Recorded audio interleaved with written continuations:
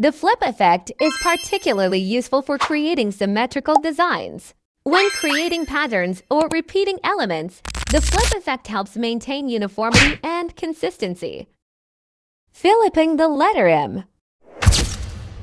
First, we will write the letter M. Here I have used a font called Pages Grotesque Black Demo.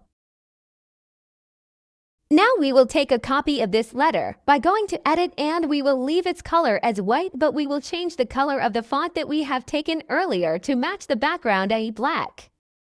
Now combine them both with the help of Selection tool and go to Object, choose Blend and click on Make. Go back to Object and go back to Blend and click on Branding option and follow the 5 specified steps. OK. Right-click the mouse and click on Isolate Selected Group. Now the uppermost letter M, which is of white color, will be placed above the lowermost M.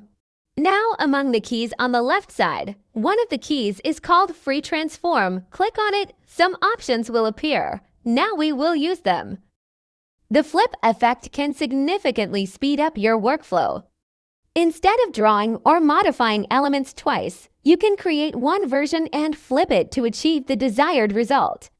This reduces the amount of manual work and allows you to focus on other aspects of your design. When you need to make adjustments to a flip design, you only need to modify the original element.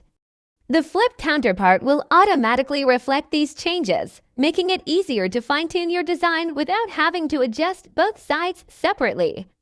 This ensures consistency and simplifies the editing process.